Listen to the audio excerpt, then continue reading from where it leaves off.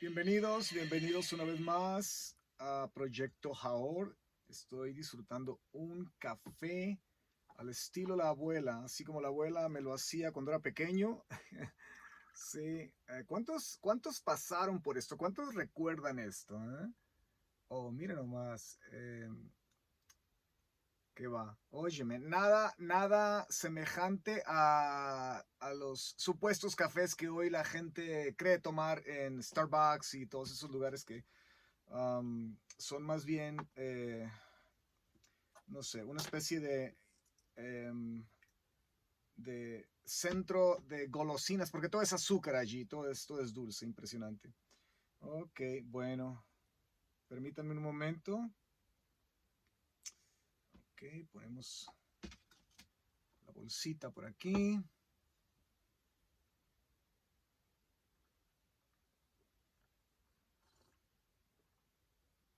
Oh, wow, café. Oh, ¿qué sería de nosotros sin el café? ¿Qué sería de nosotros sin el té, sin el café, sin todas estas um, bendiciones que el cielo nos da? Que va, de verdad que la vida del ser humano sería más miserable aún. Ah, bueno. Esta tarde tenemos algo muy interesante. Voy a intentar cubrir brevemente, porque también el tema es extremadamente complejo. Un bello hermano de los que yo llamo mis favoritos, uh, en mi bella y muy amada isla de Cuba. No voy a mencionar el nombre, pero bueno, me envía este texto y me pregunta: hola, mi amado hermano, quiera Dios que ya esté restaurada tu salud y la de tu esposa. Siempre están presentes en nuestra oración. Necesito una vez más de tus conocimientos, de tu consejo, y tengo por acá un asunto, un debate con un hermano, dice, no sé si es hermano la sangre o se refiere a, no sé, hermano la fe, que me dice que los judíos de la línea ortodoxa, que por supuesto no aceptan a Yeshua el bendito, como el Mesías, no se van a salvar. Ok. Um, Interesante. Bueno, yo le digo que los judíos tienen una herramienta que es el tikkun. Para aquellos que no saben lo que es el tikkun, es un concepto hebreo antiguo, que tiene que ver con el rectificar internamente uno, el sanarse, la sanidad interna de uno, la liberación interna de uno, pero también es algo que tiene que ser proyectado al exterior. Es la restauración del mundo, la restauración y la sanidad del mundo. Um, Tikkun, el concepto es completo, es Tikkun Olam, ¿sí? La restauración del mundo, la sanidad del mundo. Um, bueno, dice, yo les digo que los judíos tienen una herramienta que es el tikkun, y la teshuvah, o sea, el arrepentimiento. ¿Sí? O sea, el judío tiene esas dos alternativas, vaya, según esta bella persona que me escribe de Cuba vía WhatsApp. Uh, y luego me dice, ok, los judíos tienen una herramienta que es el tikkun y la teshuvah, eh, que les ayudan a expiar sus pecados hasta tanto Yeshua se les revele, y que nosotros no hemos sido llamados a predicar eh, el mensaje del Mesías resucitado, que eso es un asunto de Hashem, un asunto de Dios, con ellos directamente, o sea, Dios tratando con ellos directamente.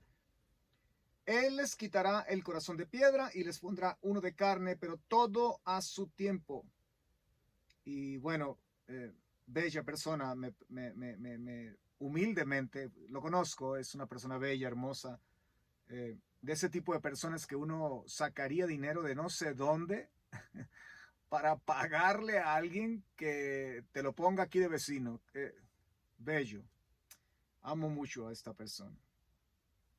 Y me pone al final, ¿qué crees de mi posición al respecto? O sea, ¿qué crees de lo que yo le escribo, de lo que yo argumento? ¿Sí?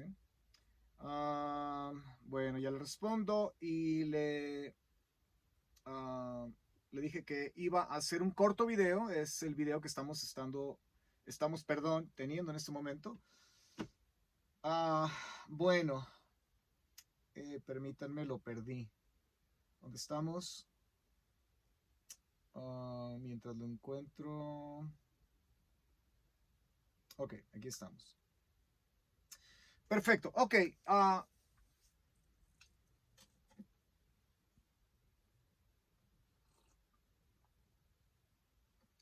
Qué delicia.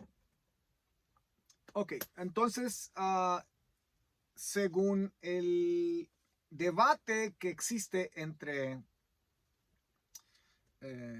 esta bella persona, este bello hermano, amigo en Cuba, con otra persona, eh, la, eh, el debate inicia con el pensamiento de que el judío ortodoxo es lo que se escribe aquí en este texto, ¿sí? Judíos de la línea ortodoxa que no aceptan a Yeshua el bendito como Mesías, no se van a salvar o no van a ser liberados o no van a ser sanados, porque bueno, todo eso es lo que evoca la palabra Hoshia, que es la raíz de la palabra Yeshua, o Yeshua, que es salvación. En griego, de hecho, el equivalente al griego sería, es básicamente lo mismo, sotería en griego, que evoca la misma idea, liberación, salvación, sanidad, prosperidad, en fin, es todo un paquete completo, ¿sí? Bueno, y por prosperidad no estoy hablando de lo que otros señores han estado utilizando para hacerse millonarios por medio de la fe, ¿ok? No hablo de eso. Hay muchas formas de prosperar, no necesariamente financieramente. Que dicho sea de paso, yo creo que una persona próspera es una persona que tiene un par de zapatos.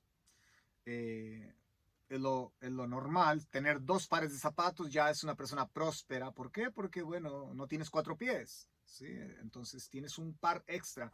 Una persona que tiene dos pares de pantalones es una persona próspera. Entonces, ¿por qué? Porque no tiene cuatro piernas. Entonces, dependiendo la perspectiva y la manera en que tú encuentres contentamiento en esta tierra, tú vas a poder eh, eh, vivir la prosperidad en tu perspectiva, en tu manera, en la manera en que tú percibes lo que es la prosperidad divina o la bendición de Dios en tu vida. Entonces,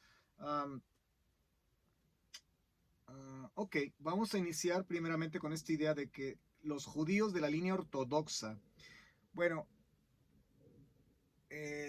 entendamos algo, que los judíos actualmente de la corriente ortodoxa, perdón, o ultra ortodoxa, no conforma la mayoría de lo que es la población judía, tanto en Israel como a nivel mundial. ¿Ok? De hecho, es la minoría. Mucha gente piensa, judío, oh, sombrero negro, barba larga, chaparrito, narizón. Sí, no, nada de eso.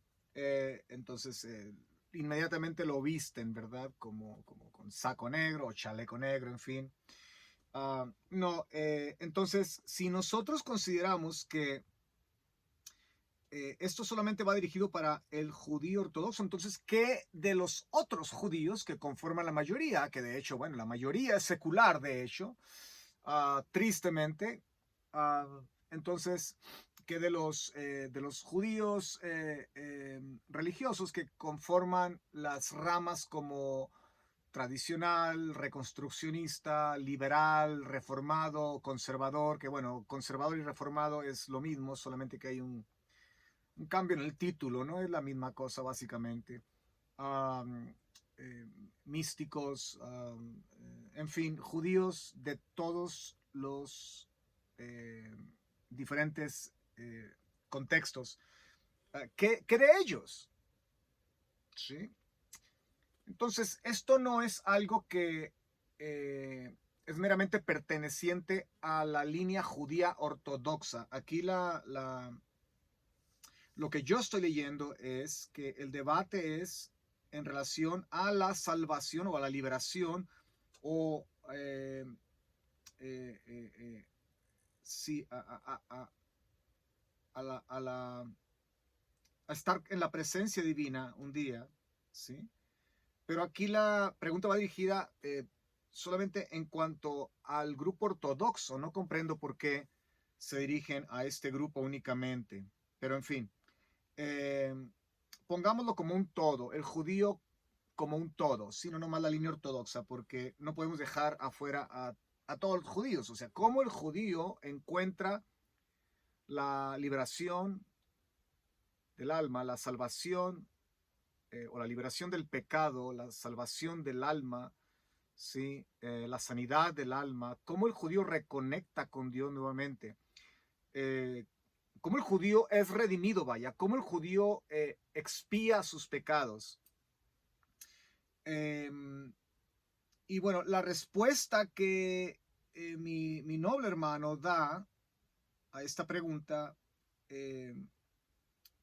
es que el judío tiene dos alternativas. Una, el tikkun, que bueno, el tikkun tiene que ver con básicamente el esfuerzo nuestro por eh, intentar mejorar. Y eso es algo bello, maravilloso, que todos tenemos que esforzarnos, ¿sí? Y el arrepentimiento, tikkun y teshuvah, dices. O sea, el judío tiene estos dos escapes, estas vías de escapes que le ayudan a expiar sus pecados. Entonces, aquí vamos a tener que ajustar un poco esta idea. ¿Por qué? Porque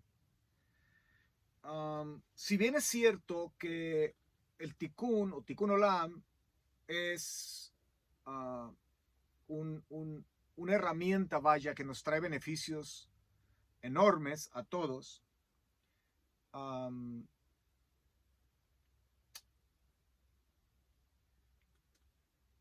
el texto sagrado no lo pone como una vía o como la vía para que el pecado de un individuo, en este caso un judío, para que el pecado de un judío sea expiado, o sea, básicamente cubierto o limpiado o declarado justo delante de Dios, ¿sí?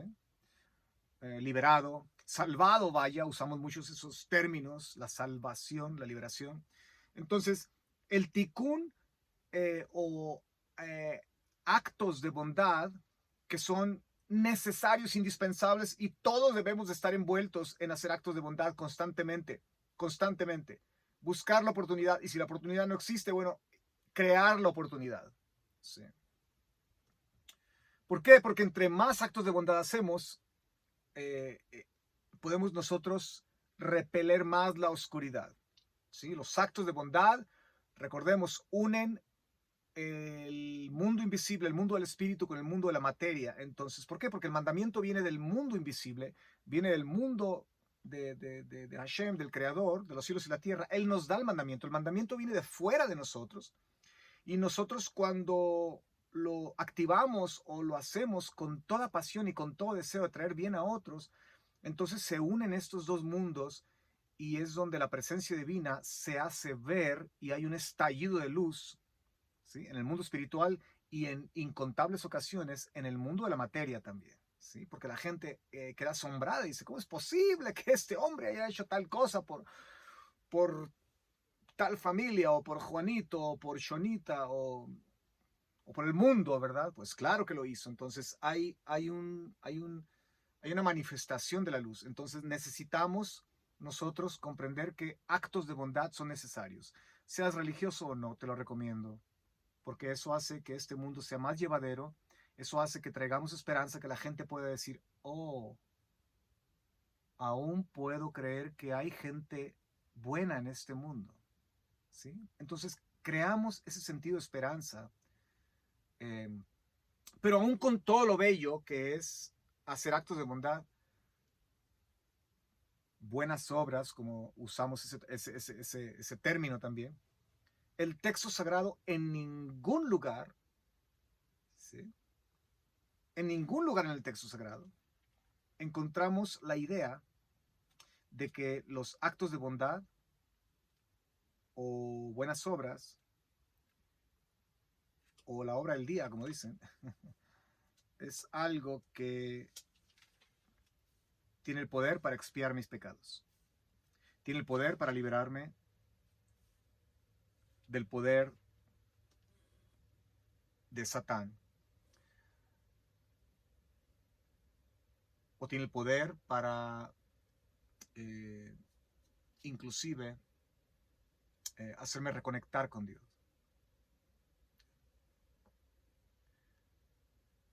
Entonces el tikkun queda básicamente como algo que es necesario hacer.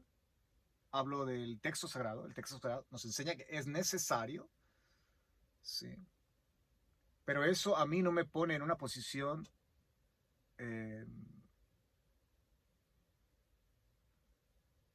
de reconciliación con Dios. No me pone en una posición donde mi pecado es limpiado, expiado, ¿sí? Repito, desde Bereshit hasta Hagilú Natan Elohim, traducido al vernáculo desde Génesis hasta Revelación o Apocalipsis. No existe la idea de que las buenas obras, las obras de caridad, la obra del día, eh, me quito la camisa por mi amigo, en fin. El mensaje nunca es ese en relación a la expiación de nuestros pecados. Nunca las obras, las acciones nobles, justas y buenas, por más bellas y hermosas que sean, ¿ya? Rabbi Shaul, de bendita memoria, Pablo dice, y aún si diera mi cuerpo a ser quemado, aún si, ya, haga lo que haga, si no tengo la reconexión con Dios, si no soy unido a Dios, si no soy redimido por Dios, eso quiere decir, si no tengo el amor de Dios, el amor de Dios se recibe únicamente cuando uno reconecta con Dios a través de, por medio de, hacer tikkun, no.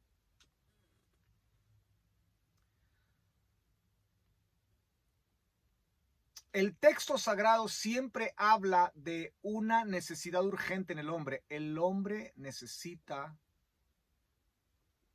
que alguien intervenga por él. El hombre no puede limpiar su pecado, sea judío o sea gentil. Mucho que hablar y creo que he disertado bastante sobre la membra divina, la palabra de Dios, lo que vemos en el texto sagrado, en el Tanaj o llamado Antiguo Testamento. Recibimos la Torah por mediación de ángeles, ¿sí? Tenemos un sinnúmero de referencias en el texto sagrado sobre la presencia divina en manifestación angelical o en manifestación inclusive en forma humana en todo el Tanaj, en todas las escrituras antiguas, y hemos nosotros pasado de desapercibido este personaje que se presenta a Dios, a Moshe, ¿sí? Este personaje que se presenta a Abraham, nuestro padre, si se presenta en una forma visible, tangible, la manifestación de Dios en forma visible, Sí, y de hecho, bueno, hablamos esto bastante en otras clases sobre la memra divina o la davar, la palabra de Dios, memra en arameo, que en las traducciones al arameo de Onkelos y de el Rabbi Jonathan Ben Uziel, que él escribió de hecho antes de la venida de Yeshua el bendito, en sus targums, en las versiones arameas del texto sagrado, él habla de la memra como eh, la manifestación divina en forma tangible. La gloria de Dios es un título de la memra, de la palabra de Dios, antes de que se escribiera Juan capítulo 1. En un principio era la memra estaba con Dios y Dios era la memra, dice. Sí, la versión popular, en un principio era el verbo o la palabra estaba con Dios y la palabra era Dios. Pero qué interesante, porque en el original invierte el lenguaje, dice, en un principio era la palabra estaba con Dios y Dios era la palabra, la memra. Memra en arameo es palabra, davar o davar en hebreo es palabra. Entonces tenemos a esta memra que es el encargado, según la literatura antigua, según Jonathan Ben Uziel y todos los grandes, antes de que existiera el judaísmo rabínico, ojo, el cual es el que ha sido heredado hasta la fecha, ¿sí? Que ha sido un judaísmo reinventado, no es un judaísmo toraico, no es un judaísmo bíblico, se usa la Biblia, se usa la Torá, se enseña la Torá, sí, claro, la porción, la Parashah Hashabu y todo lo que quieras, sí, claro, pero toda interpretación siempre es mishnaica, talmúdica, ¿ya? Midrashica, nunca la conclusión es bíblica. Siempre es Hazal, y Hazal dijo, y Hazal dijo, y Hazal dijo. ¿Ya? Menciono esto para aquellos que están buscando rabinos ortodoxos, porque creen que los rabinos ortodoxos enseñan la Torá en su forma contextual completa, sin añadir nada o quitar. ¡No! Yo vengo de allí, vengo de ese contexto. Sé lo que te estoy diciendo. Y no soy solamente el único. Si entras a YouTube y buscas a personajes como yo, vas a encontrar un mundo de judíos que han salido de la comunidad judía por lo mismo. Entonces, negar que siempre ha habido un mediador. Nuestros sabios antiguos decían que la memra era quien mediaba los pactos. Mira qué interesante. La memra es la gloria de Dios. Rabbi Shaul dice que Yeshua el bendito, en el libro de Hebreos,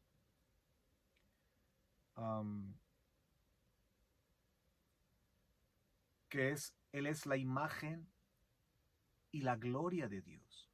La imagen del Dios invisible. ¿Sí? Te lo voy a leer. Está en el capítulo 1 de Hebreos. En estos últimos días Dios nos ha hablado por medio de un hijo o del hijo, a quien constituyó heredero de todas las cosas, por el cual también hizo el universo. Todo en su contexto, ¿no? En un principio era la palabra estaba con Dios y Dios era la palabra o la memra. ¿Sí? Todas las cosas fueron hechas por él. Sin él todo lo que ha sido hecho, nada ha sido hecho. Y dice, ¿quién?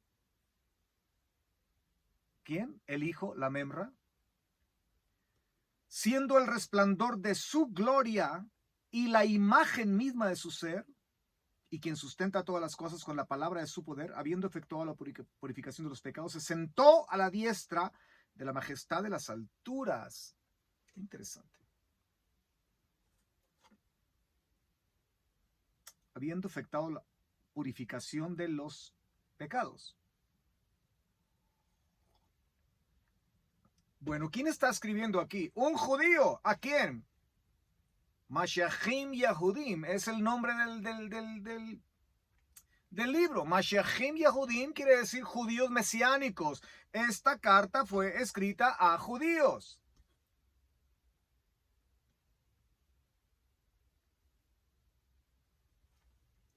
maravillosa carta, es un tesoro el libro de Hebreos.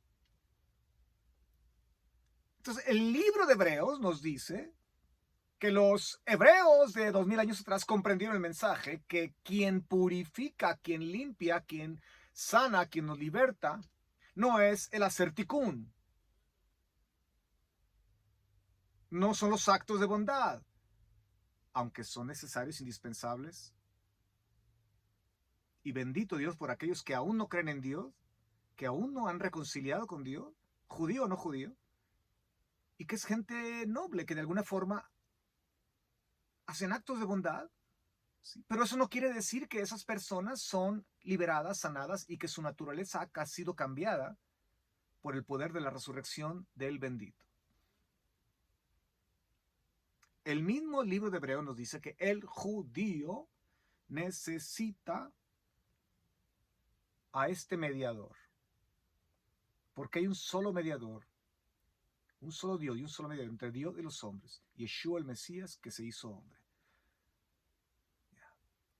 El mismo mediador que nos llevó de la mano cuando Hashem dice, yo no iré con nosotros, pero mi ángel irá delante de vosotros. Y cuidado con desobedecerle, porque él no les perdonará el pecado. Bueno, ¿quién es este ángel que perdona pecados? Estamos en el monte Sinai y vemos la zarza ardiendo y Hashem nos dice, quítese los zapatos. ¿Quién es el que habla? Bueno, dice que es un ángel y luego dice que es Hashem, que es Dios el que habla. Sí. ¿Quién es este ser? ¿Quién es este ser que le dice a Samuel, Samuel, Samuel? Y dice, y Hashem y Dios se puso al lado de Samuel, estuvo parado, estuvo de pie, se paró al lado de Samuel. ¿Quién es este que es llamado Hashem, Yud-Hei Vav-Hei, el nombre sagrado en hebreo? ¿Sí? Cuando ocurre el incidente de Sodoma y Gomorra, eso lo vimos hace un par de semanas atrás. Tenemos la clase en el canal de YouTube. Son 3 ángeles, se nos dice, que descienden con Abraham. No, son 2 ángeles. Y cuando tú lees en el hebreo, el pasaje es más explícito. Dice que esos 2 de los 3, 2 de ellos son llamados Anashim, varones, pero también son llamados Malachim, o sea, intercambia el nombre, porque la manifestación es en forma humana, pero ellos son seres de otra dimensión que se materializan, vaya, ¿sí? Se hacen visibles. Entonces son llamados de esa forma. En todo el capítulo y el capítulo siguiente, donde sucede la destrucción de Sodoma y Gomorra y las ciudades vecinas, son llamados varones y ángeles. Varones y ángeles. Los 2 ángeles. Entonces no son 3 ángeles. Pero el otro varón, ¿sí? Es llamado Yud-Hei Vav-Hei, Hashem, el nombre sagrado de Dios. Bueno, utilizamos Hashem porque, bueno, el nombre sagrado de Dios sabemos que es impronunciable. Sí. Puede llamarle Adonai, quizás su Biblia tiene Jehová, quizás su Biblia tiene Yahweh. Perfecto, no hay ningún problema. Sí. Entonces tenemos que siempre ha existido un personaje que es distinto a Dios, pero únicamente en función o en misión. Pero en esencia, esta memra o este mediador o este salvador es esencia divina, no con de chica, porque hay seres divinos con de chica, los ángeles, los querubines, los serafines, en fin. Yeah. Hay muchos Elohim con E chiquita, muchos dioses con E chiquita, vaya, muchos seres divinos, vaya, con D chiquita, seres creados. Hay muchos de ellos, muchos Elohim, pero solo hay un Elohim que es Hashem, que es el Dios de Abraham y Jacob, el creador de los cielos y la tierra, y el creador de todos estos seres que les sirven y que, bueno, algunos de ellos participaron en ciertas rebeliones, ¿sí? Lo tenemos entendido, ¿no? Mucho que hablar sobre eso. Dicen los Targums que cuando los profetas recibían la palabra de Dios, dice, y vino palabra de Dios al profeta fulano. En ciertas instancias, en ciertos pasajes, Rabbi Jonathan Ben Uziel, que repito, él tradujo los Targums del hebreo al arameo, que es una lengua hermana del hebreo, es una paráfrasis, vaya, del original, que él era el discípulo estrella de Rabbi Hillel. Estamos hablando años antes de la venida de Yeshua el bendito. ¿Sí? En estos Targums, Jonathan Ben Uziel dice que la palabra de Dios vino al profeta fulano, ¿sí? Bajó, descendió y se puso al lado de él y le dijo al oído.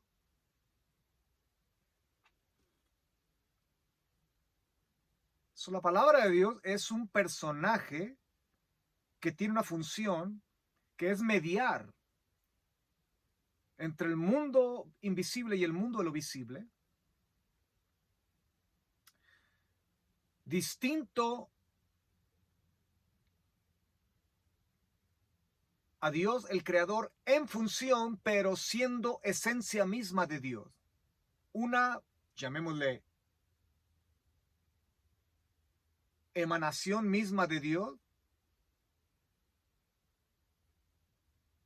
pero con una función y una misión que solamente Él puede hacer.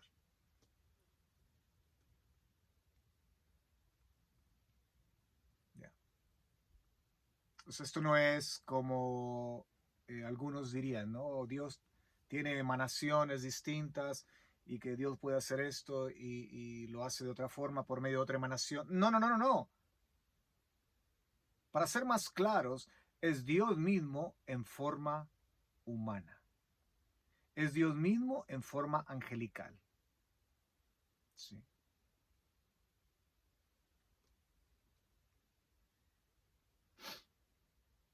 Ok.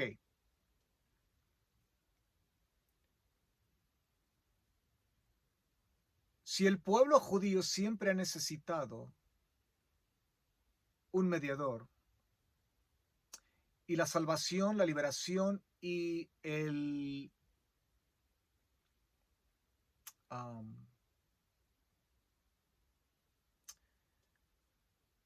y la relación con Dios siempre ha sido por medio de pactos.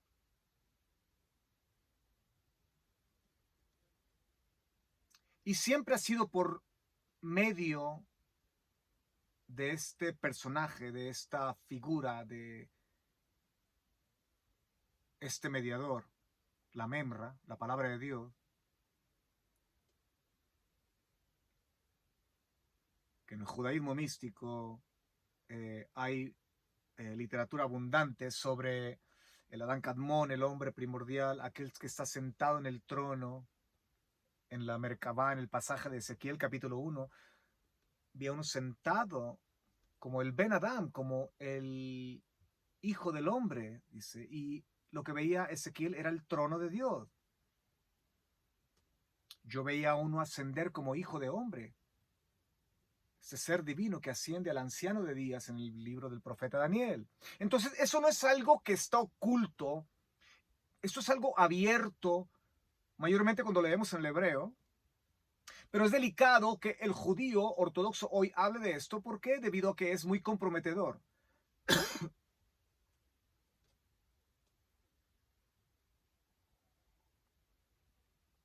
Entonces, el judío ortodoxo lo que ha hecho, bueno, lo que pasa es, no, es que eso es un lenguaje, es un eufemismo, y claro, hay lenguaje antropomórfico, hay lenguajes hiperbólicos, hay eufemismos, eh, eh, eh, hay todo tipo de lenguaje o hebraísmos, vaya, en el texto sagrado lo sabemos.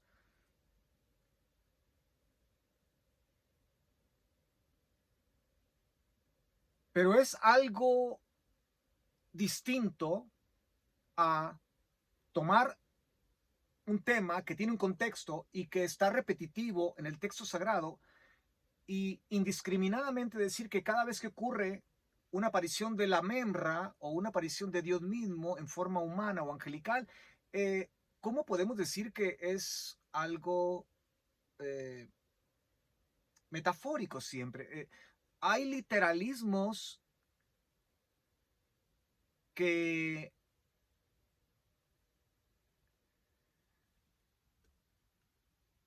no nos permiten caer en el error de decir que cada vez que aparece este personaje, este mediador, esta palabra de Dios en las escrituras,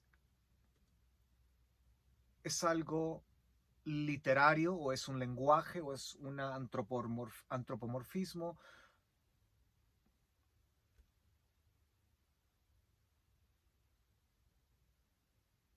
Y bueno, al hacer eso indiscriminadamente, lo único que hacemos es básicamente empezar a ver el texto en una forma muy distinta a como los antiguos lo veían. ¿Sí? Recuerden, hago mucho énfasis con este concepto. El texto sagrado no fue escrito a nosotros. Fue escrito a aquellos, los primeros receptores. El texto sagrado, la Torá, los profetas, el Brit Hadashah, no fue escrito a nosotros. El Nuevo Testamento no fue escrito a nosotros. Por eso dice a los corintios, a los efesios. Pero aún sin embargo fue escrito para nosotros. ¡Qué belleza! Fue escrito para nosotros. Entonces, ¿cómo nosotros nos acercamos al texto sagrado? A través de lo que alguien diga, y si a ese rabino o a ese maestro o a ese pastor se le ocurre decir, eso es un eufemismo o eso es un antropomorfismo. Claro que hay eufemismos, claro que hay antropomorfismos, repito, pero no son todos los casos. Y tenemos que ser muy cuidadosos. ¿Por qué? Porque empezamos a ver el texto sagrado de una forma distinta a como los primeros receptores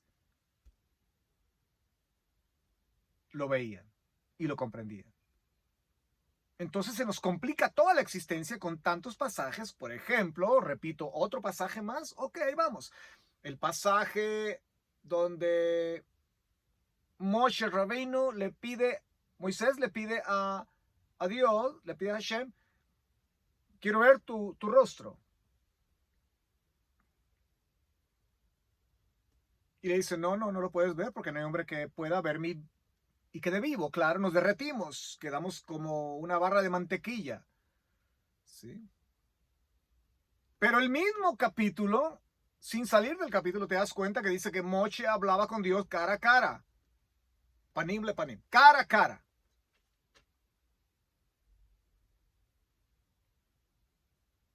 Y dices tú, bueno, eso puede ser algo de la traducción. No, si vas al hebreo es más claro, más convincente aún.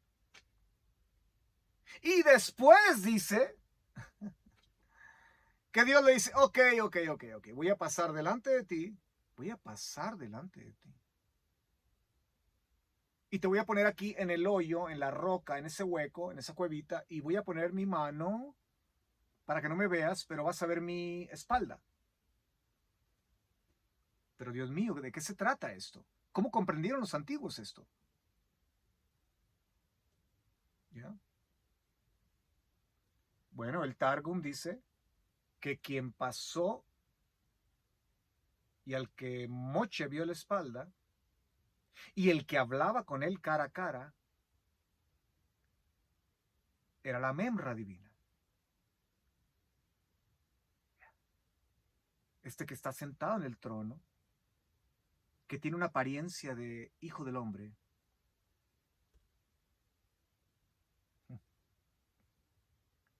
El mediador. Entonces, ¿por qué tenemos que nosotros justificar la idea de que el judío tiene que ser tratado distinto por Dios simplemente porque el pueblo judío fue escogido?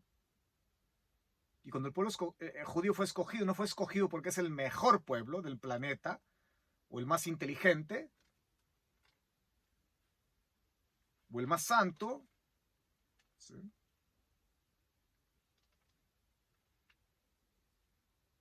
Pero el pueblo judío fue escogido simplemente por una razón. Dios dice, te encontré con harapos, con sucio y te limpié, te puse un anillo, te desposé, eres mi amada, pero te encontré en el desierto, pero perdida, dice el profeta Ezequiel, ¿sí? Te encontré como lo peor, era lo peor del planeta, no había nadie que pudiera llegar a compararse contigo. Por eso te escogí, porque eras el pueblo más pequeño, más insignificante, en fin. Sí. Y hay una sola razón por la cual el pueblo de Dios, el pueblo de Israel, es escogido. Porque al pueblo de Dios se le dio una responsabilidad. El judío es escogido porque se le dio una responsabilidad. Solamente por eso fue escogido. Porque viene del linaje de aquellos a los cuales se les prometió, se les hizo la promesa. Entonces Dios les da la responsabilidad a los descendientes. La responsabilidad fue traer a los profetas al mundo, pero también la responsabilidad fue traer al Mesías. El Mesías, el Hijo de Dios. Entonces, ¿qué tanta diferencia hay entre el pueblo judío en la antigüedad, que siempre necesitó de Dios y de este mediador, la membra divina, el ángel de Dios,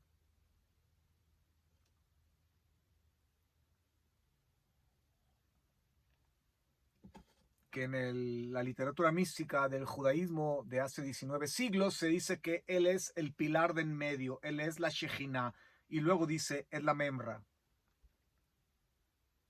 el pilar de en medio, porque menciona, increíble, esto es judaísmo antiguo, señoras y señores, esto lo escribió Rabbi Shimon Bar Yochai. Increíble la literatura que más se estudia y más se lee, aparte del Talmud y la Mishnah y el Midrash, la literatura mística de 19 plus siglos atrás, escrita por Rabbi Shimon Bar Yochai, dice que la membra, que es el espíritu del Mesías, la palabra de Dios, que es la Shejinah o la gloria de Dios, está en el centro de este ser que llamamos Dios. Es el centro, es Dios mismo, en función distinta únicamente, pero en esencia igual a Dios, es Dios. Pero tú no vas a escuchar eso de un rabino ortodoxo moderno, o te va, claro, te va a embabucar.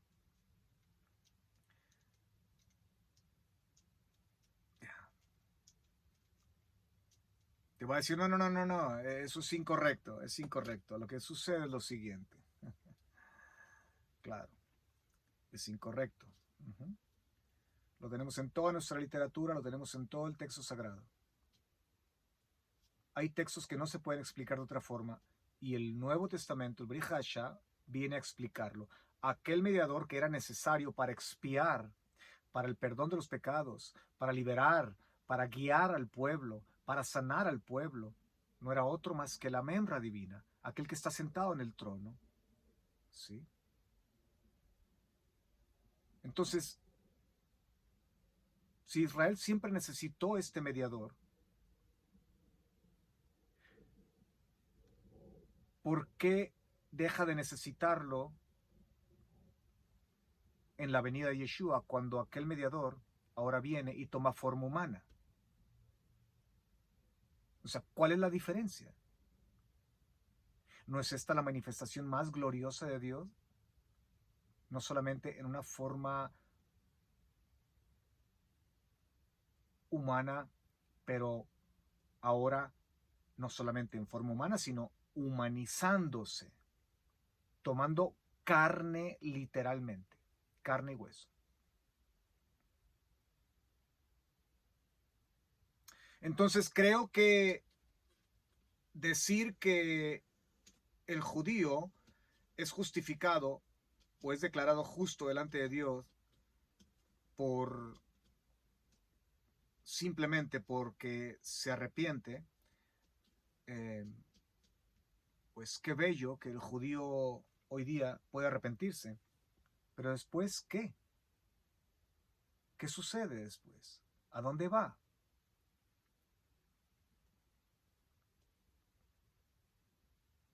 Sí. Bueno, va a la Torá pero una vez más, el judío necesita un mediador. El judío necesita al mediador que siempre medió en los pactos, como dicen los Jonathan Ben Uziel. El judío necesita lo que el no judío necesita. Necesitamos a alguien que se ponga entre Dios y nosotros. Necesitamos un mediador. Sí. Por eso el bendito dice, yo soy el camino, la verdad y la vida. Una referencia a la palabra de Dios, la Torá, ¿sí?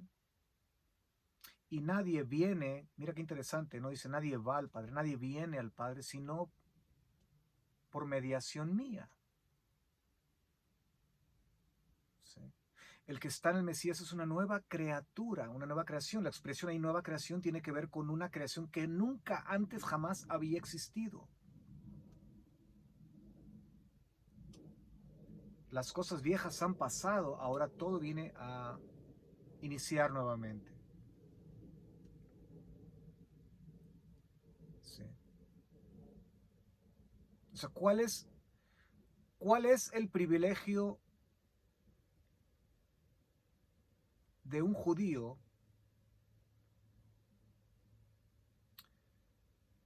para simplemente justificarse delante de Dios haciendo obras lindas y bonitas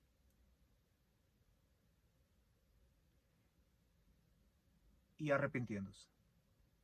¿Cuál es el privilegio de él para ser justificado de una manera tan fácil, de una manera que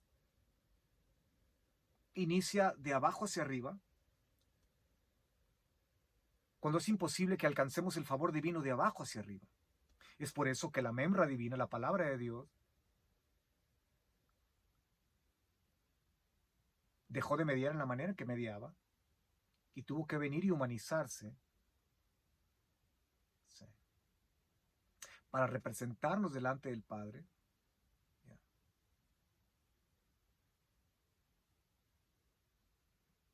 Y él tuvo que descender.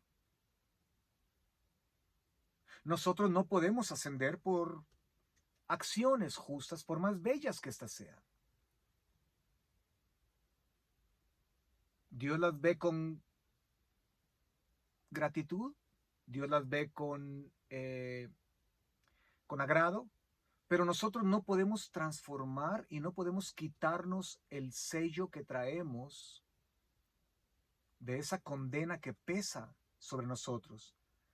La única forma, leímos el libro de Hebreos, ¿sí?, de nosotros, y esto no es algo meramente perteneciente al libro de Hebreos, ¿sí?, quien siendo el resplandor de su gloria y la imagen misma de su ser, hablando de Yeshua el bendito, y quien sustenta todas las cosas con la palabra de su poder, habiendo efectuado la purificación de los pecados. ¿Quiénes fueron los primeros que conformaron la comunidad de creyentes? Eran hebreos, eran judíos. Entonces, ¿qué hay de diferente de 2000 años atrás que fue escrito esto a hoy? ¿O que las circunstancias ahora son distintas, entonces, bueno, pues ya Dios tiene que hacerlo de otra forma? No. Si los primeros en entrar al regalo maravilloso de la salvación y la liberación por medio de Yeshua el bendito, aquel que se hizo carne, si aquellos fueron judíos los primeros y fueron los verdaderos judíos ortodoxos, no judíos ortodoxos talmúdicos, mishnaicos y midrashicos como hoy día, bueno, ¿Por qué se tiene que cambiar esto? Yeah. Se sentó a la diestra de la majestad en las alturas. Se sentó a la diestra. No quiere decir que está sentado en un banquito al lado derecho. Se sentó a la diestra. La palabra diestra es un hebraísmo que significa poder. Lo bueno, lo correcto. ¿Sí? De hecho, tú lo puedes ver en múltiples ocasiones, en los Salmos. Yeshua el bendito dice que un día Él vendrá y Él va a separar a las ovejas de los cabritos, ¿sí? Los cabritos a la izquierda y los otros a la derecha.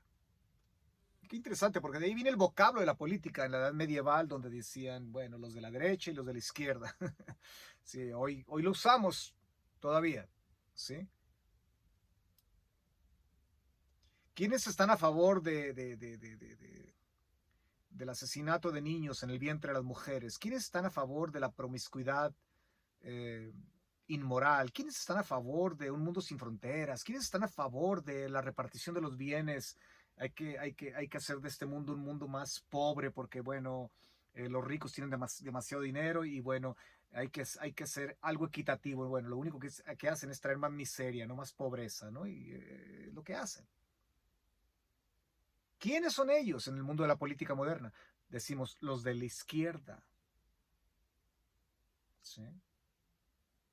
¿Y quiénes son los que están a favor de la vida, a favor del matrimonio tradicional, a favor de proteger nuestras fronteras, a favor de un mundo capitalista, vaya, libre? Los de la derecha. Entonces Yeshua el bendito se sentó en el trono, en el poder. Ezequiel capítulo 1. Vi a uno sentado en el trono de Dios, y era semejante al Ben Adam, dice, el Hijo del Hombre. ¿Cómo arreglas estos pasajes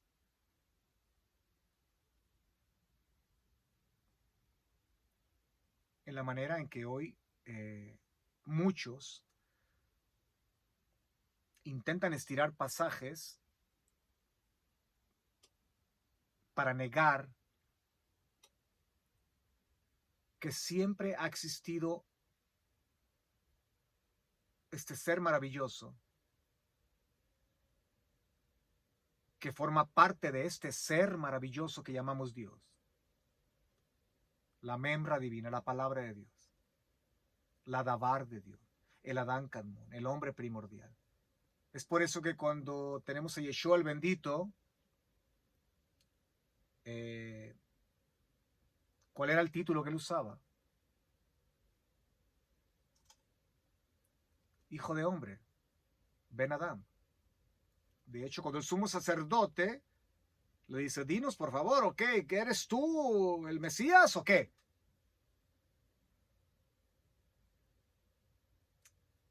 Tú lo has dicho. Y desde ahora verás ¿qué dice? ¿Al Hijo de Dios venir sobre las nubes? No, dice tú, ahora verás al Hijo del Hombre. Y el sumo sacerdote rompe sus vestidos cuando escucha que este individuo que tiene frente a él, joven de 30 años, le está diciendo que él es el Hijo del Hombre. Por eso rompe sus vestiduras y dice, ¿qué más blasfemia necesitamos escuchar? Si Yeshua el bendito hubiera dicho, y desde ahora veráis al Hijo de Dios que viene sobre las nubes, él no hubiera roto sus vestidos. Cuando escuchó, desde ahora veréis al Hijo del Hombre. El Hijo del Hombre era el título divino. ¿Por qué? Porque, bueno, el judío sabía sobre el pasaje de la Merkabá. Se le llama Merkabá, el capítulo 1 de Ezequiel. El Hijo del Hombre sentado en el trono. Daniel, el Hijo del Hombre viniendo sobre el anciano de días, en una nube.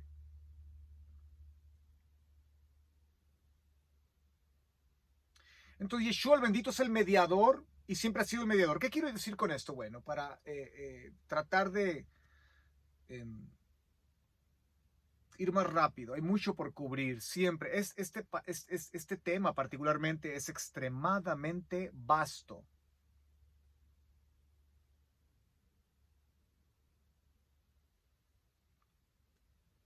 Tengo un curso de aproximadamente 18, 20 horas donde intento explicar la persona del Mesías en relación a Dios mismo.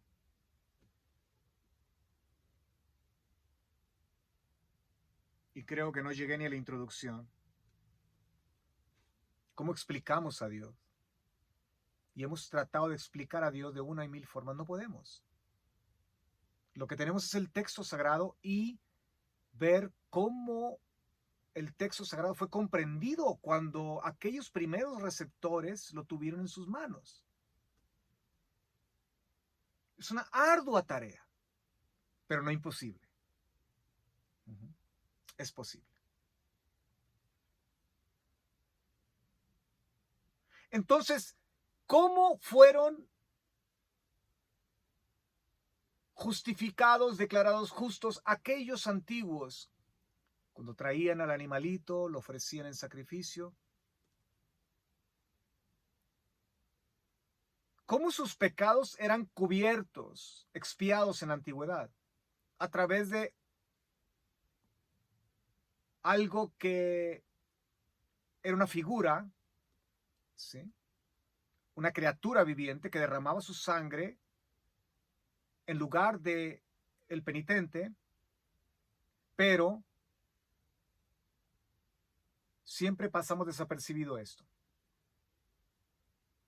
Los antiguos fueron declarados justos por la fe en la esperanza mesiánica.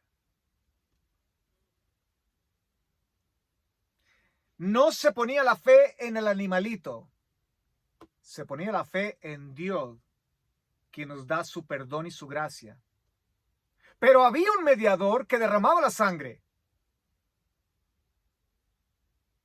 Y el ofrendante veía en algunos sacrificios, él era quien sacrificaba, quien cortaba el animal.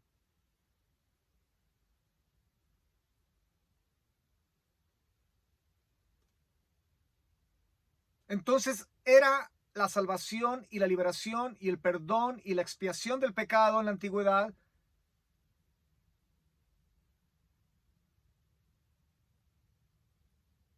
El perdón era dado por Dios por medio de la fe del ofrendante. No era el animalito el que tenía el poder. De hecho, Hebreos mismo lo dice, que la sangre de los bulls, de los bueyes, de los corderos, de los cabritos, no tienen el poder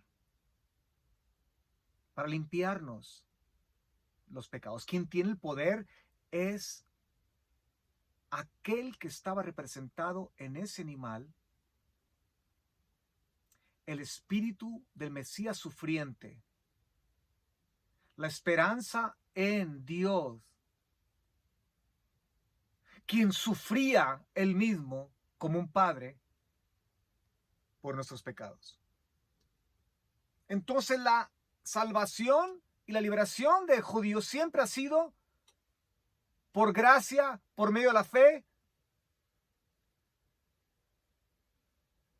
dada por Dios al individuo por mediación de un inocente.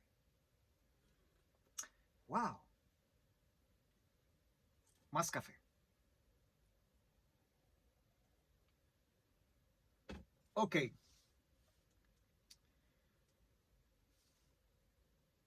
El arrepentimiento. Bueno, entonces Dios puede perdonarme a mí, aun si yo considero que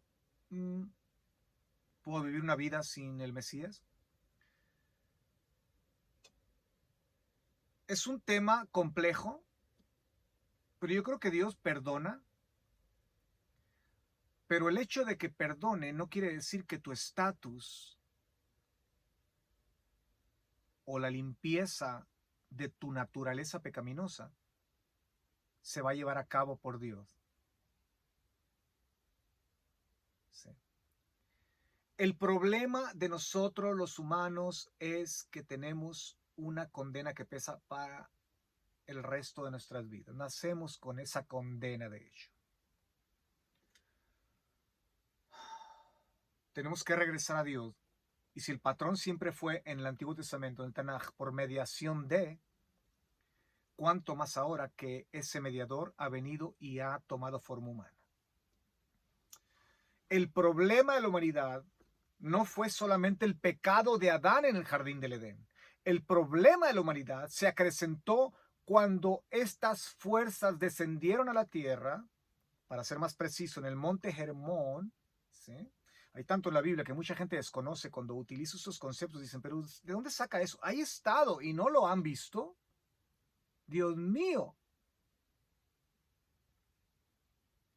Cuando estos seres descienden a la tierra, ¿sí? Génesis 6, vaya. Hay una rebelión. Dios tiene que acabar con el mundo antiguo. En la Torre de Babel hay una tercera rebelión. Bueno, cuando nosotros leemos el libro de Enoch, que mucha gente dice, oh, ese libro es espurio. No, señor, ese libro es citado por Yeshua el bendito, ¿sabían? ¿Sabían que Pablo citó eso? ¿Sabían que Pedro citó? ¿Sabían que Judas citó también Enoch? No estoy diciendo que el libro merece ser llamado canónico, vaya, inspirado por Dios, pero definitivamente era un libro al cual los apóstoles tenían acceso. Era literatura judía que explicaba, era una forma de comentario de Génesis 6. Entonces tenemos que el pecado de Adán, claro, es el inicio, la introducción del pecado a la humanidad, pero se acrecenta de una forma impresionante con la caída de estos seres.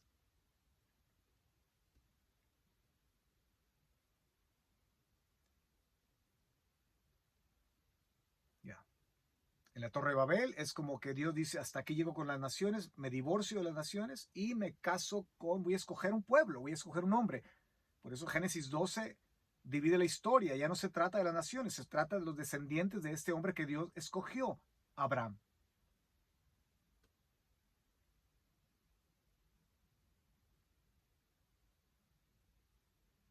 Y el poderío de la maldad, el poderío de la corrupción, el imperio de la maldad se acrecentó con esas rebeliones de esos seres angelicales. Es por eso que dice que fueron guardados en prisiones oscuras en el libro de Judas. Pedro también cita.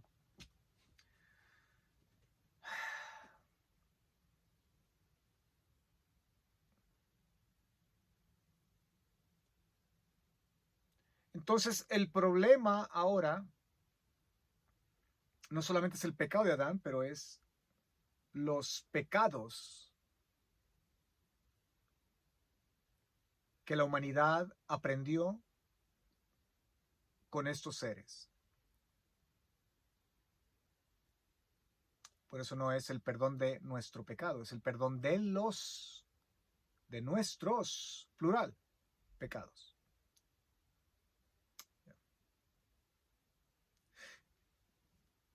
¿Qué trajeron? ¿Qué trajo la caída de Adán? La caída de Satán, la caída de sus ángeles, el diluvio, la Torre de Babel. ¿Qué trajo todo esto? Trajo el imperio de la muerte. Inicia en el jardín del Edén y continúa en una forma de tsunami en la humanidad. El imperio de la muerte. Todos tenemos la sentencia.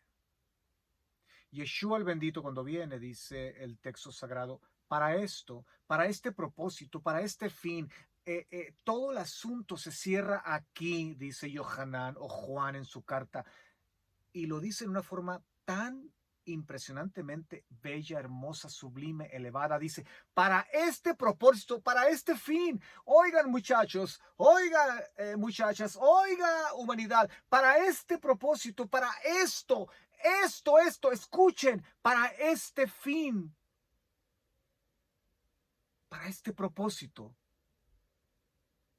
el Hijo de Dios vino al mundo. Para este propósito apareció el Hijo de Dios, la membra divina, el mediador de los pactos, el guiador de Israel. Para este propósito apareció el Hijo de Dios. Para destruir, no dice en singular, la obra de Satán. Dice, para destruir las obras de Satán. ¿No estuvo contento con la caída del jardín del Edén? ¿No estuvo contento con el diluvio? Que le echaron a perder toda la fiesta. Pero regresan en la Torre de Babel.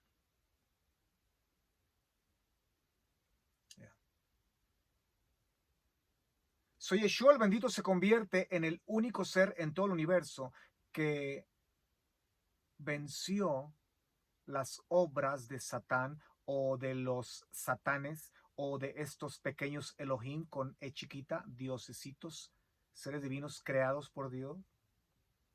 ¿Ya? Él los sometió.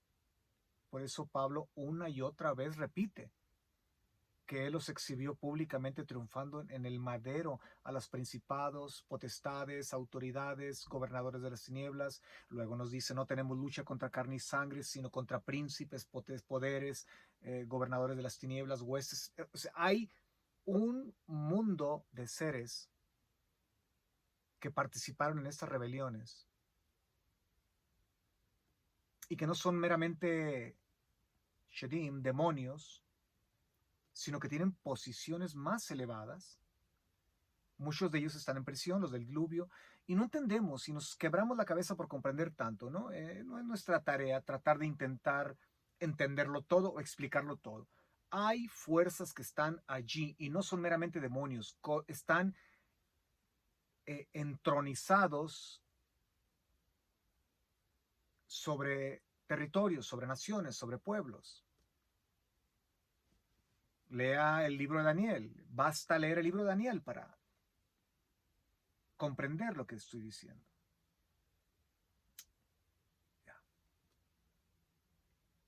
Entonces Yeshua el bendito viene y él se convierte en el destructor de estos dioses. Es donde yo le digo a la gente que no comprendes que el asunto de la espiritualidad no se trata de pertenecer a un grupo o de decir, oh, yo soy israelita, yo soy judío, yo soy, no sé, cristiano, que no sé, mormón, cristiano testigo de Jehová, cristiano católico, cristiano evangélico, cristiano bautista, yo soy judío sefardí, judío ashkenazí, judío caraíta, whatever. No, no hay realmente nada que pueda sustituir la obra destructora que hizo Yeshua el bendito. Él es el cordero, y muchas veces pensamos, el cordero, una persona muy delicada, él es el cordero destructor de los dioses. Como cordero, como Mesías sufriente, él tuvo que gustar la muerte porque él sabía que tenía poder para volverla a tomar. Y para derrotar a estos seres, a estos príncipes, a todos ellos, para poder sacudirles el poder, él tuvo que pasar por la muerte para poder vencer y de esa forma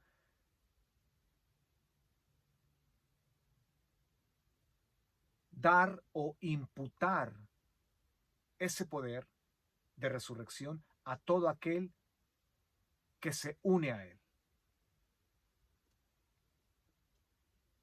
Mientras no se una el ser humano a Yeshua el bendito, él no va a poder recibir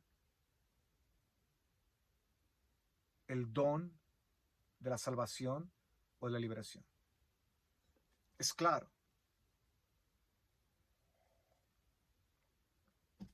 Ahora, ¿cuánto tiempo tenemos? Entonces, no son,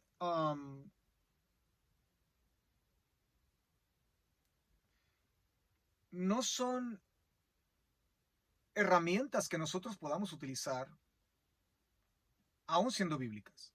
No hay nada que pueda transformar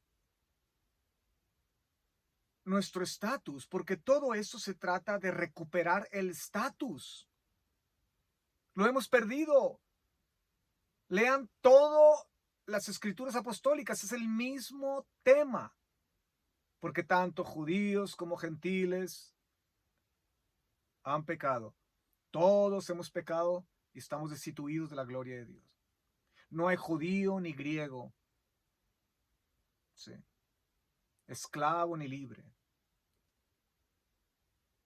Todos estamos en el mismo barco. ¿Ya? Romanos capítulo 1. Porque no me avergüenzo del mensaje del Mesías resucitado, de las buenas nuevas, porque es el poder de Dios para salvación a todo aquel que cree. Al Yehudí, al judío primeramente. Al judío primeramente.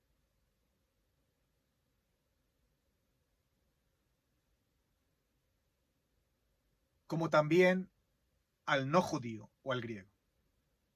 Porque en el mensaje de las buenas nuevas está siendo revelada una justicia divina de fe a fe, como es escrito, el justo vivirá a base de fe. Está siendo revelada de fe a fe. De principio a fin es emuná, fe. La misma fe que salvó a Abraham, por la cual él fue declarado justo. Antes de circuncidarse.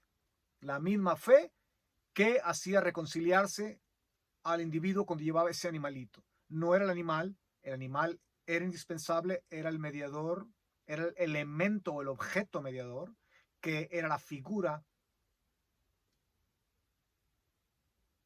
de la membra o del Mesías que habría de venir, ya en una forma, no en una forma materializada como lo hacía en la antigüedad, sino en una forma humanizada, encarnada.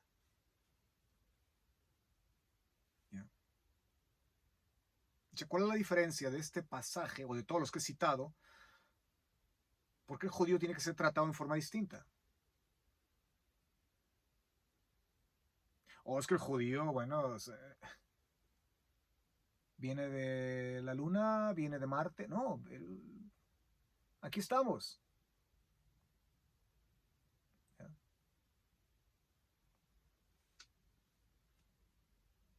Aquí estamos, hemos estado y de aquí no nos vamos. Mira qué interesante porque, bueno, tú lees todo el contexto, pero voy a leer solamente unos versos del capítulo 2 de Romanos, donde dice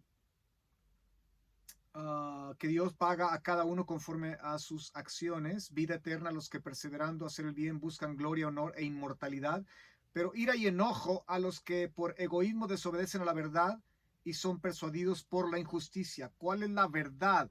La verdad de Dios es que la membra divina, Dios mismo se encapsuló en un cuerpo humano, ya no en forma, repito,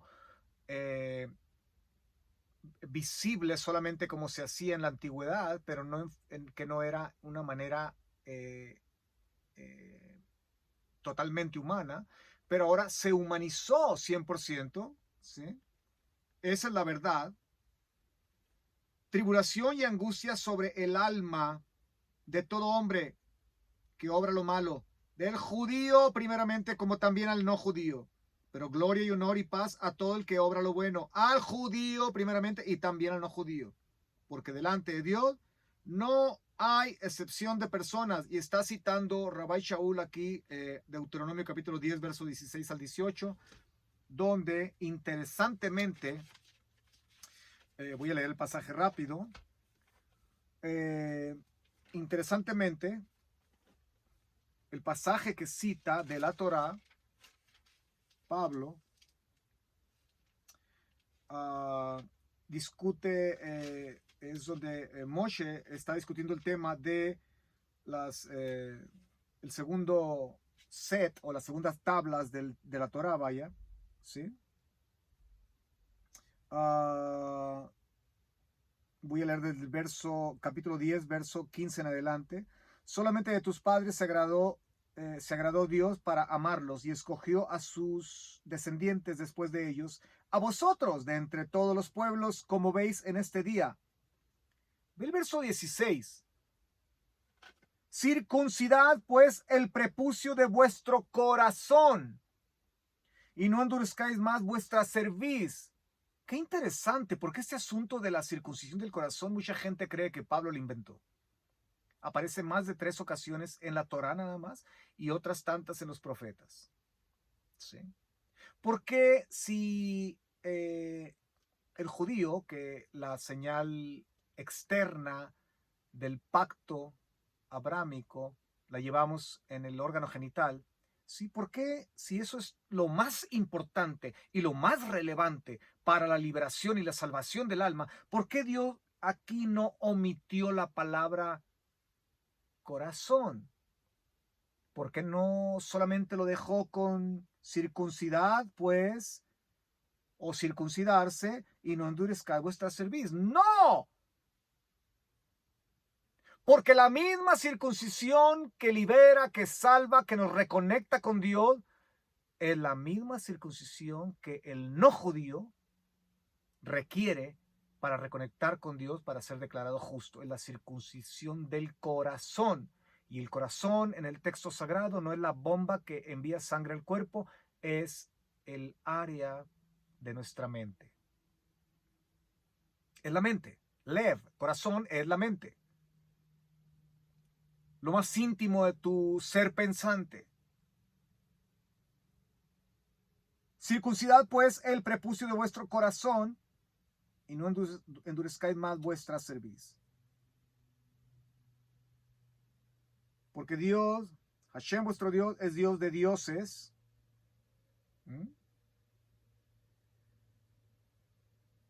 Hace un momento mencioné estos diosesitos, estos pequeños Elohim.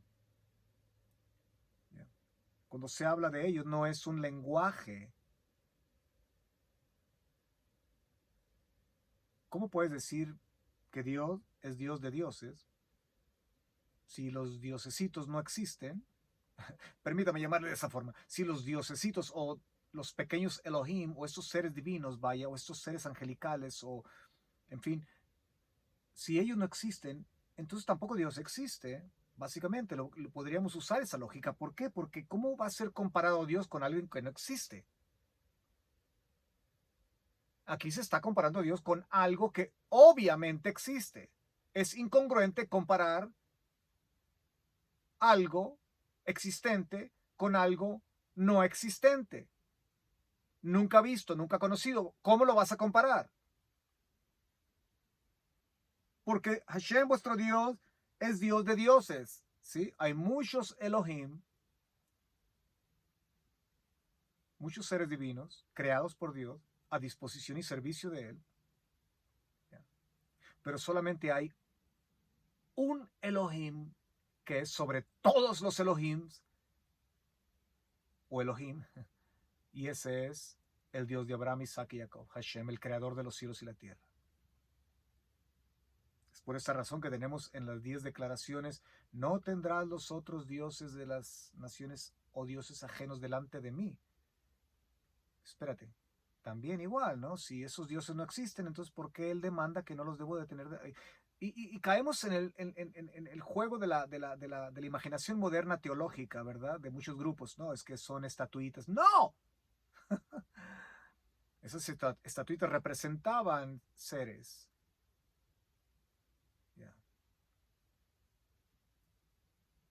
Porque yo soy Hashem vuestro Dios, Dios de dioses, Señor de señores, Dios grande, poderoso y terrible, que no hace favoritismos ni admite soborno.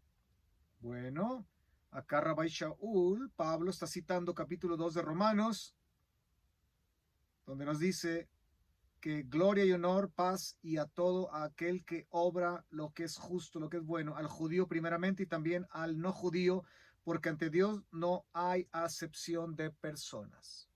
Como todo un rabino, Pablo, o un Taná, Pablo cita la Torá, ¿ya? Y ese es el mismo mensaje de todo el texto sagrado.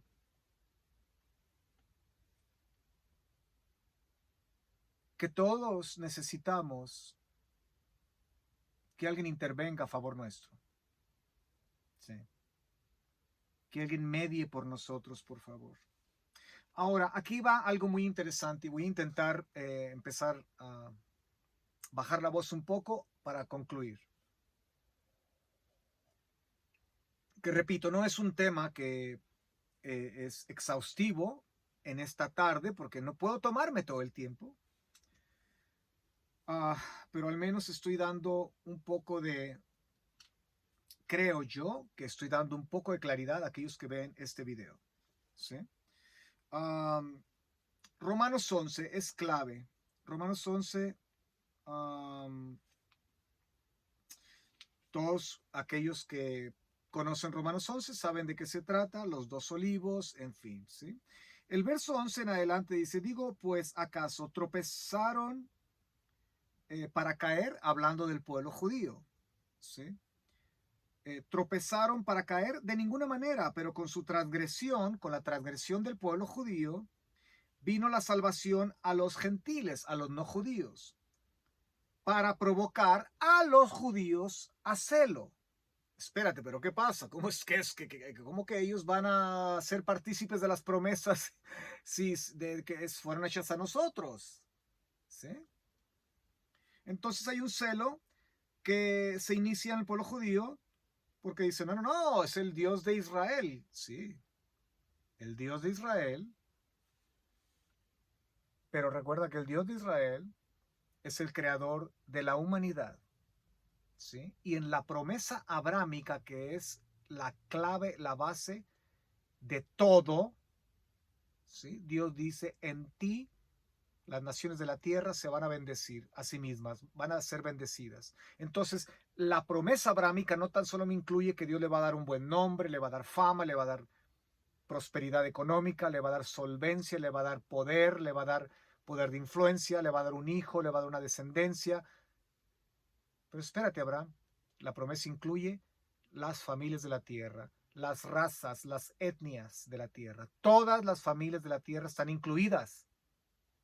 Es por eso que en el día del Pentecostés todas las familias de la tierra estaban representadas en aquellos judíos y prosélitos que estaban adorando en el día del Pentecostés en Hechos 2, que se van de regreso a sus naciones, ¿sí?, a llevar el mensaje del Mesías resucitado. Interesante. La promesa abrámica toma lugar. Todas las naciones. No solamente soy Dios de Israel, soy Dios de la humanidad. Sí. El creador de la humanidad. ¿Por qué a vosotros hablo gentiles? Por cuanto soy un shaliach, un apóstol de los gentiles, honro mi ministerio, por si de alguna manera puedo provocar a celos a los de mi carne y salvar a algunos de ellos. Salvar a algunos de ellos. Otra vez el término, ¿cómo? Por medio de la predicación. La predicación es el arma más poderosa que tenemos. La enseñanza sobre el Mesías resucitado es el arma más poderosa que tenemos, porque estos pequeños Elohim, estos seres, no quieren volver a ser recordados que ellos perdieron el poder de la muerte. Fueron derrotados. ¿Sí? Entonces, el judío necesita al Mesías resucitado. Porque si su exclusión es la reconciliación del mundo, ¿qué será su readmisión? O sea, no van a ser cortados por siempre, de ninguna manera. No crea esas cosas que muchos hablan y el judío fue ya desechado y cortado. No, el mismo Pablo dice que en Romanos 11, de ninguna manera. ¿Sí?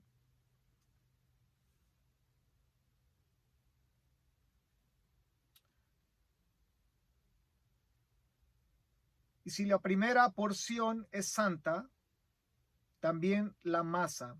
Y si la raíz es santa, también las ramas. Pero si alguna de las ramas fueron desgajadas,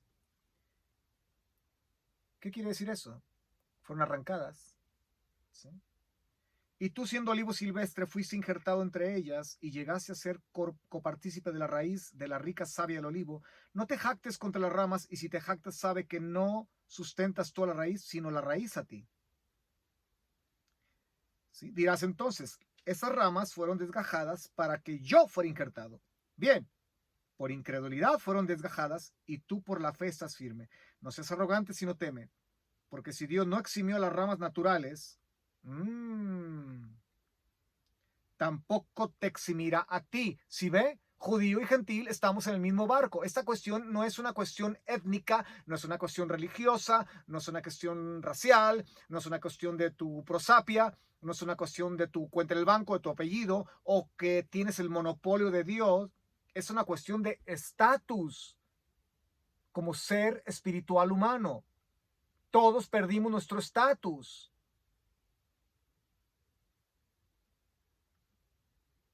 Y necesitamos a la membra, a la palabra de Dios, al Mesías sufriente, al Mesías resucitado, que al unirnos a Él, Él nos regresa esa calidad de estatus de ser llamados hijos de Dios. Mirad cuán amor nos ha dado el Padre para que seamos llamados ahora Bene Elohim, hijos de Dios. Aquel título que tenían aquellos hijos de Dios que cayeron, aquellos seres angelicales, lo perdieron. Y a través de la resurrección del Mesías, ese título se nos da a nosotros, judíos y gentiles, a través de lo que el Hijo de Dios hizo. Ahora nosotros somos llamados hijos de Dios. ¿Se ha fijado en que en el Brit Hadashah, en el Nuevo Testamento, ya a los ángeles no se les llama hijos de Dios? Es a nosotros a los cuales se nos llama hijos de Dios. Ese es el estatus que todos perdimos como humanos. Es el estatus que solamente el Mesías bendito resucitado puede regresarnos al unirnos a Él.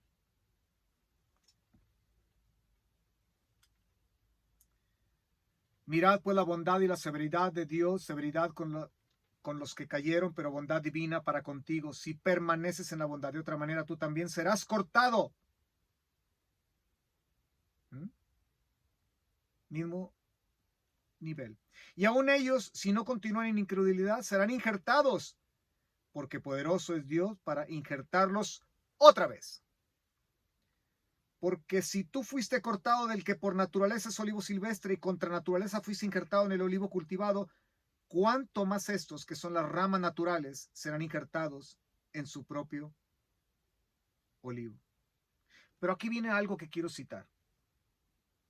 Porque no quiero, hermanos, que ignoréis este misterio, que no seáis arrogantes acerca de vosotros mismos, que un endurecimiento parcial, una ceguera parcial, ha ocurrido a Israel hasta que entre la plenitud de los gentiles.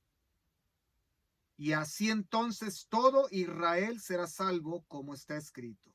Vendrá del libertador del Sión. Y bueno, está citando una profecía. Ciertamente en cuanto al evangelio son enemigos por causa de vosotros. ¿Ya? ¿Por qué? Por el celo. ¿Ya? Pero en cuanto a la elección son muy amados por causa de los padres, porque irrevocables son los dones y el llamamiento de Dios.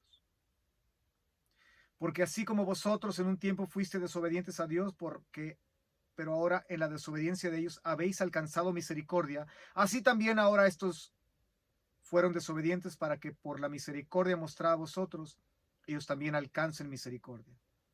Porque a todos, judíos y gentiles, encerró Dios en desobediencia para poder tener misericordia de todos.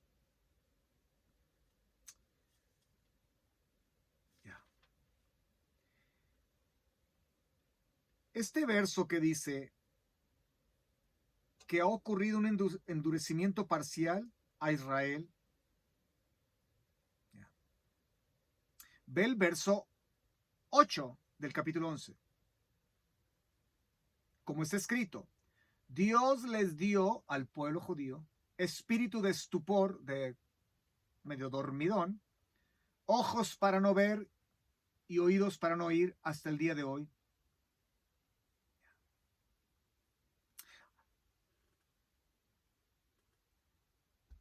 Y aquí viene la paradoja. Aquí viene el gran dilema que enfrentamos. Si el judío no tiene a Yeshua el bendito, no ha recibido la vida eterna, aún está muerto en sus delitos y pecados, no me interesa qué bella sea la religión del judaísmo, yo estuve ahí, mis hijas nacieron y crecieron allí.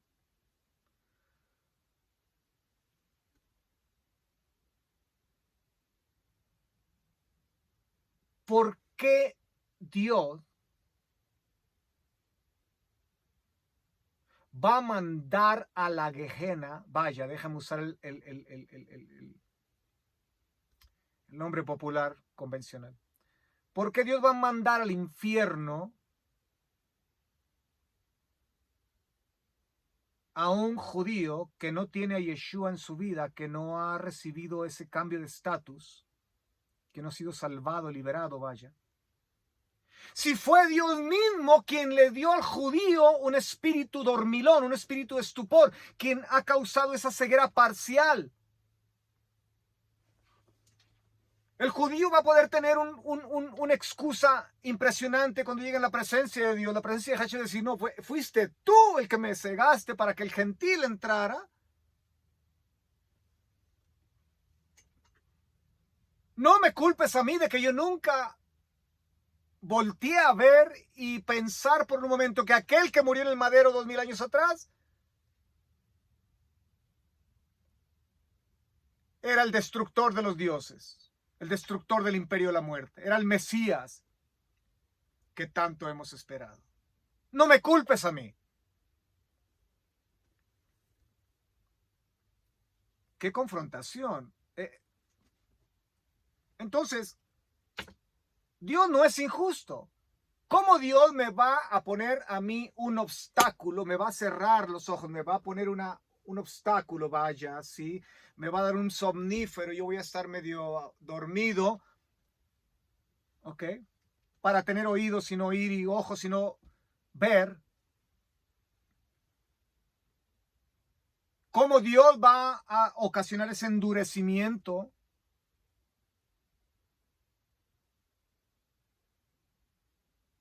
Y luego estar en su presencia, subir a su presencia y que Él me reclame, ¿por qué no miraste al madero? ¿Por qué no creíste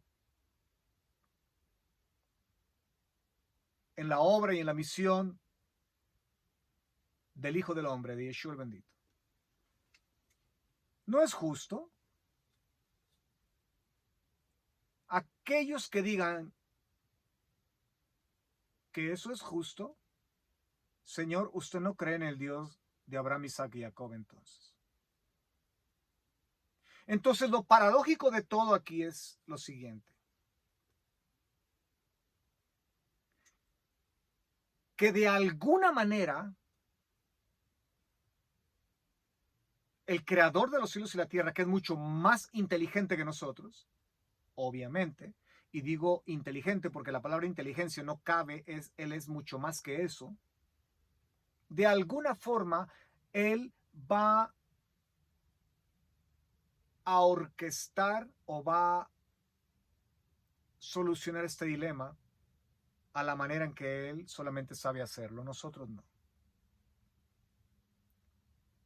Si yo tengo que he tenido la oportunidad de hablar con judíos y decirles, presentarles toda la evidencia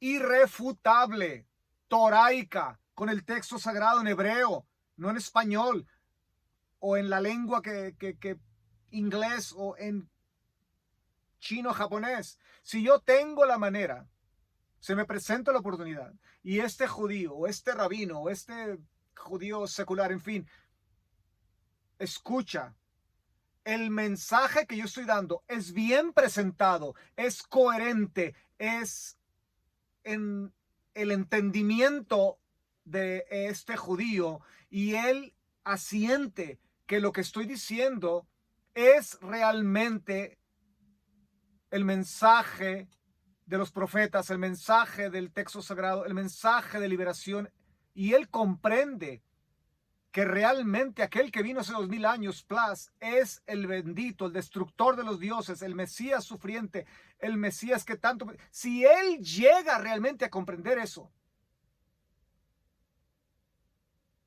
y lo rechaza,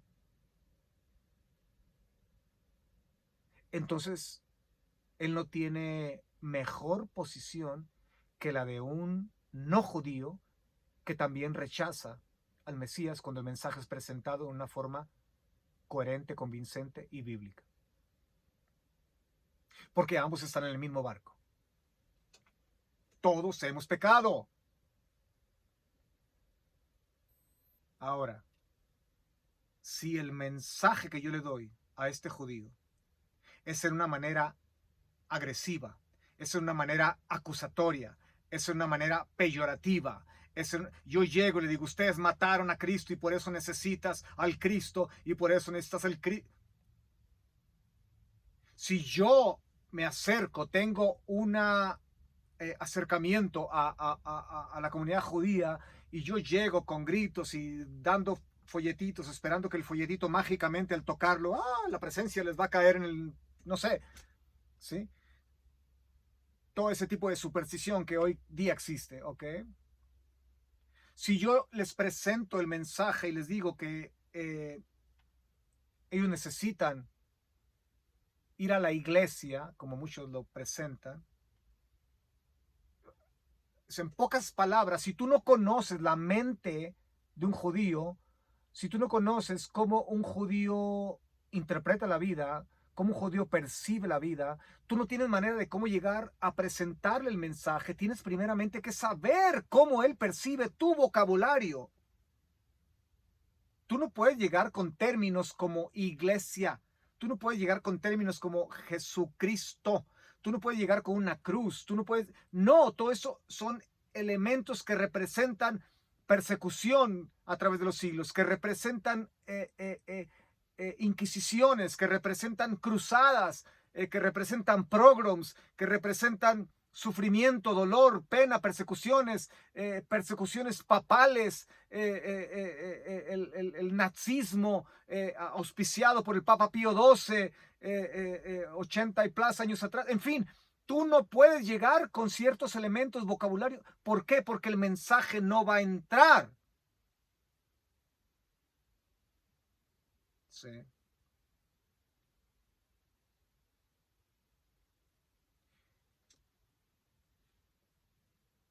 Ese judío muere, y fue la única ocasión que tuvo oportunidad de escuchar el mensaje del Mesías bendito, del destructor de los dioses, de Yeshua el bendito. En mi opinión, en mi relación con Dios y el conocimiento que tengo del texto sagrado, ¿sí? Aunque hay muchos textos que pueden decir lo opuesto, hay muchos textos que me apoyan. Dios no es injusto.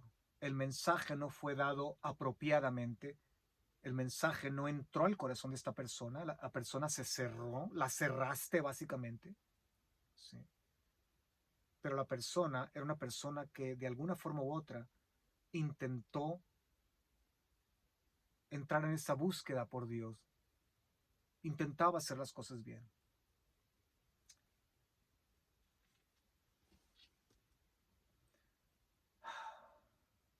Si lees la carta del apóstol Pablo en Romanos, vas a encontrar que básicamente hay maneras en que Dios opera a la medida que una persona recibió la luz del mensaje, es a la medida que esa persona va a ser juzgada. A nosotros, que se nos ha dado demasiada luz, somos más responsables y somos más responsables, vaya, de caminar con temor y temblor que aquellos que han recibido solamente una pequeña dosis de luz. Dios no es malvado, Dios no es injusto.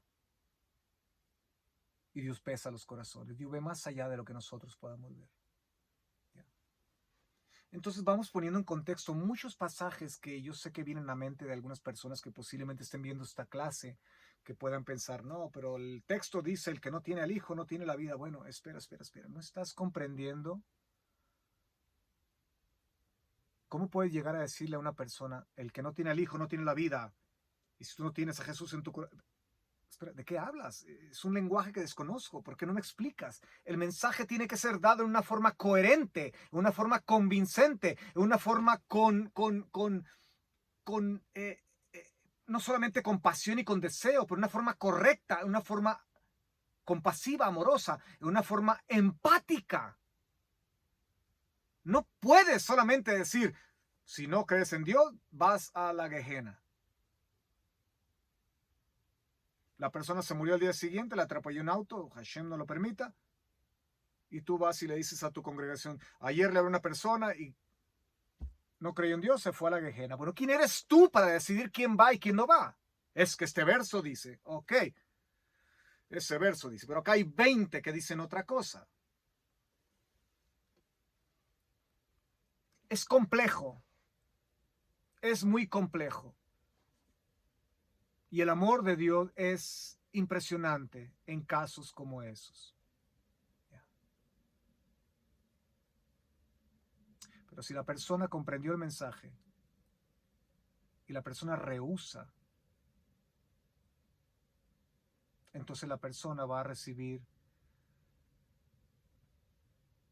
el pago por su extravío, judío o no judío. ¿Sí? Y es por eso que el texto sagrado, cuando dice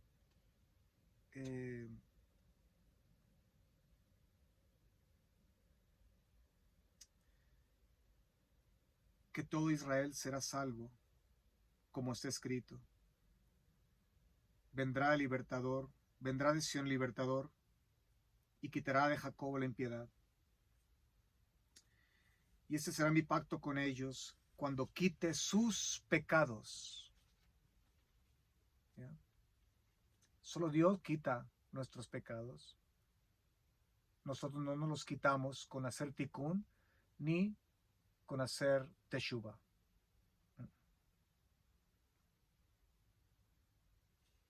Teshuva es importante dentro de su contexto.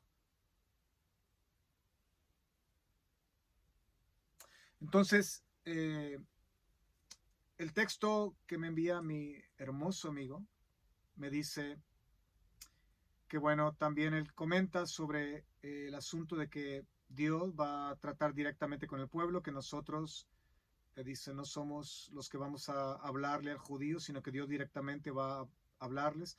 Bueno, esto no es escritural.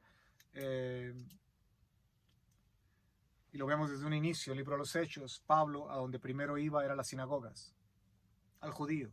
¿Por qué tiene que ser hoy distinto? Entonces, ¿a quién le fue a hablar a Pablo? Al judío. ¿Sí? ¿Por qué? Porque el evangelio primeramente es para el judío, como también al no judío. ¿Sí? El judío fue el primer receptor, entonces el judío tiene que ser el primero en la lista, vaya, ¿sí? Pero también está alguien más, incluido las familias de la tierra, entonces a ellos también. ¿Sí? Aquí no hay acepción de personas. ¿Sí? Entonces somos nosotros los que tenemos que llevar el mensaje al judío y al no judío. Y una vez más, repito, el tema es vasto, complejo,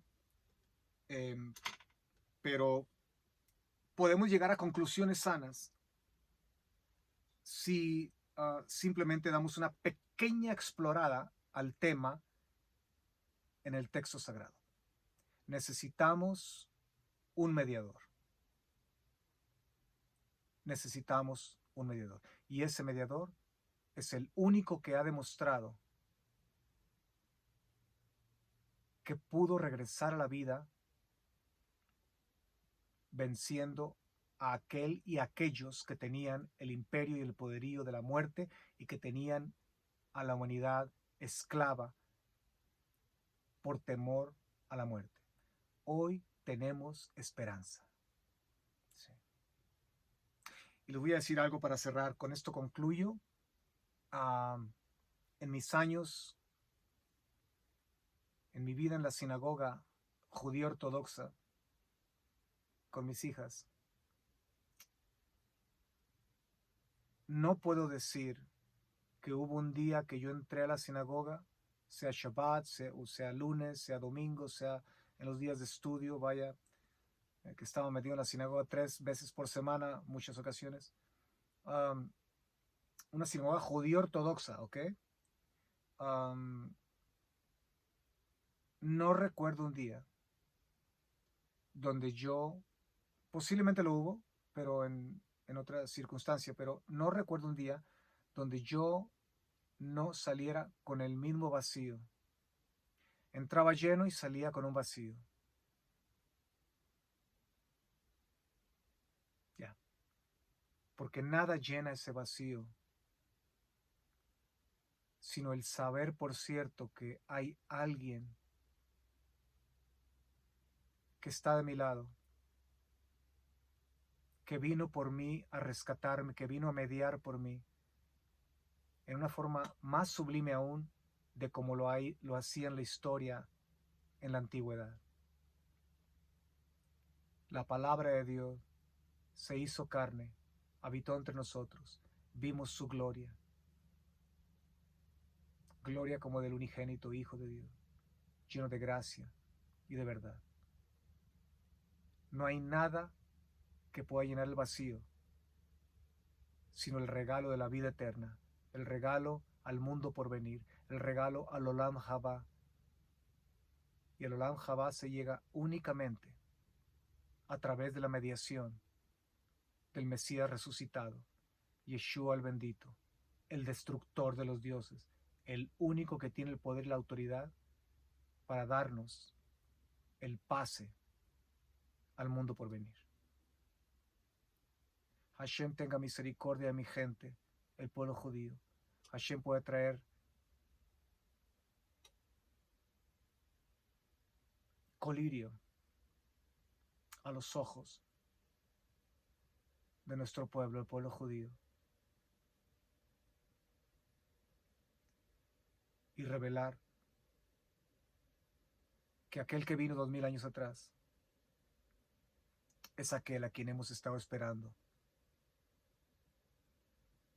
aquel a quien nuestros ancestros, Abraham, Isaac y Jacob,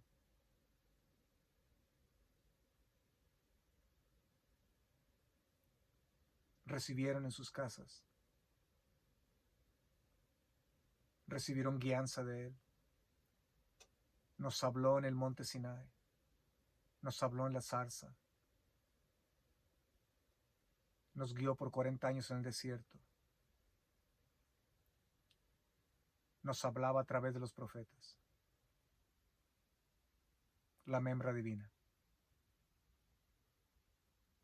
Yeshua el bendito. Bueno, estoy poniéndome un poco emocional. Un tema de esa naturaleza merece, yo sé, mucho más tiempo. Y repito, no es una clase exhaustiva, pero espero que esto sea de ayuda para muchos que tienen eso en mente. Sí. Interesantemente hoy día se tiene la idea de, de que el judío, bueno, de hecho lo tengo en mi Sidur. Aquí está arriba. El libro de oración, donde dice, en Pirkei Avot nos dice que cada vez que lees un capítulo, dice, empieza con, y el judío, todo judío tiene herencia en el mundo por venir, todo judío tiene herencia en el mundo por venir, todo judío tiene herencia en el mundo por venir. Se repite, se repite, se repite. Y lo cierto es que no, lo cierto es que siempre ha habido un remanente, ¿sí? El profeta Elías dice, pero Señor, mira, han abandonado tu presencia, en fin, dice, hey, espérate, aún tengo un remanente, 7,000 que no han doblado sus rodillas, ¿sí? Entonces, siempre ha habido judíos que por la gracia de Dios y por la fe han sido salvados, liberados, siempre hay un remanente. ¿Ya? Recuerda que esa palabra todos no significa realmente todos, es un lenguaje, ¿ya? Pero Dios tiene aún